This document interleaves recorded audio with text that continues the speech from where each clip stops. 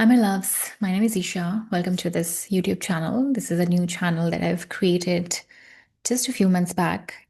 And today's video, honestly, I don't know how to start this. Like, I don't have a polished way to start this video. So I'll just speak from where I am right now. I have in my life lived through wounds, like survived through wounds I thought would destroy me. Days when I wanted someone, anyone to save me, to pull me out, to hold me up. And yet, all I kept hearing, louder than anything, was this whisper asking me to go within. So I did, not because I was brave, but because I genuinely had no place left to go. So I decided that I'll stop reaching out things outside of me, the quick fixes, the distractions, the validations. And I decided that I'm going to face what's inside of me as is, raw, unfiltered, whatever was unhealed. And what I want to say today in this video is this: your soul wound, that deep ache within you, that repeating pattern, that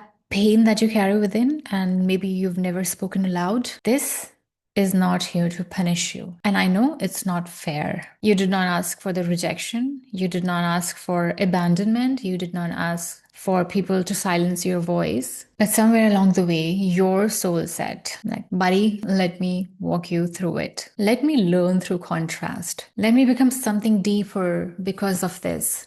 Let me find and merge with my true self by burning through this fire. So today what I want you to do is to stop running from your wound. So stop trying to fix it. Like, just promise yourself that from now on, I won't run away from my wounds. I will not try to fix them. Instead, I will sit with them. So whatever is there inside of you, it can begin to alchemize. So you can really begin to listen to what it's really trying to tell you. That rejection, maybe it's teaching you self-belonging. That abandonment, maybe it's guiding you toward your inner divine union. And the way you are silenced, maybe that's inviting your voice to rise. I believe that every one of us, we carry this the special wound that does not transform what no matter what you do unless you truly surrender. For me, it was the wound of abandonment. And I used to think that I had overcome this pain in me, this wound of mine, after working like years on it. I thought that I'd become stronger, so independent, and this wound was not bothering me anymore. What I did not realize was this: beneath all that strength, there was this little girl who was still very much terrified of being alone. So what I did, like, sometimes I overgave unconsciously, sometimes I overworked, and I made myself small just to be loved. And then one day my body said, enough. Enough is enough now. And when I finally listened and finally stopped performing strength and started to truly grieve what I never received, I truly allowed myself to surrender fully and dug into this wound. I found this different kind of power, and not the kind of power that comes through holding it all together, but the kind that comes from falling apart and realizing that I never needed to be held by the world to feel whole. I was always whole, just hidden under the layer of pain, protection, and pretending. Let me tell you 3 things that I now know with all my being. Number 1 is, your wound holds your greatest power. It strips away what you thought you needed to be and reveals what you truly are. It forces you to stand naked in your truth, and from there you will start to rise. Your wound teaches you emotional strength, your spiritual maturity, and a depth of authenticity that cannot be faked. When you allow yourself to sit with that ache, you realize that you're far more powerful than the pain itself. And when you feel this power, this isn't any surface level confidence, but it's real, rooted, and embodied strength. Number 2 is, your wound is where the divine meets you. When I met my own pain,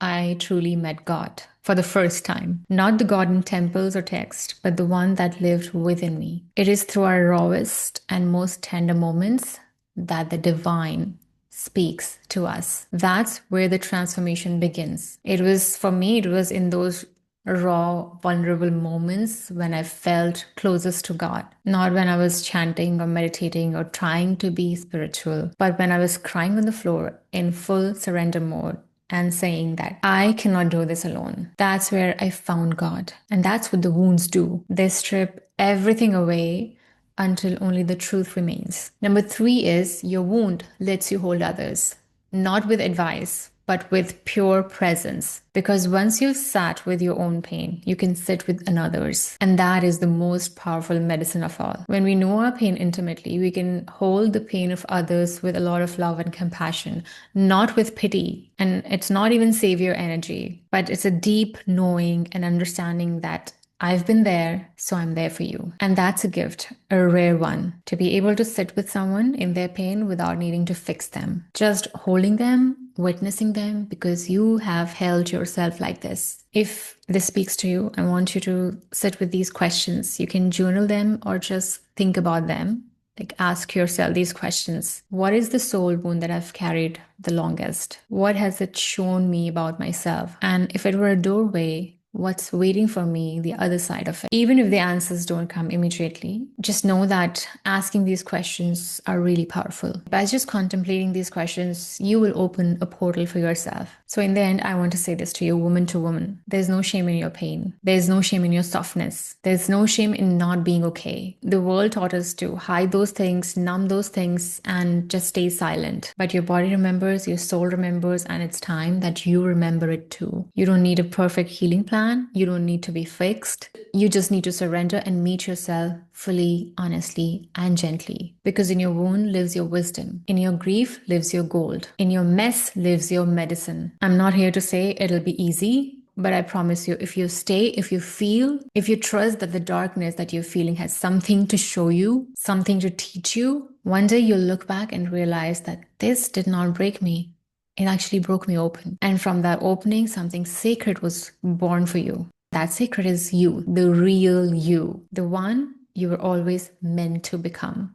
That's where this wound, this special wound of yours, is taking you to. So if you're in the middle of it now, if you're crying on the bathroom floor or holding it together in front of everyone while breaking inside, I want you to know this. You're not alone. I've been there. I walked myself home. And now I'm just reaching my hand back for you. Come home, love. Your soul is waiting. I'll see you next time.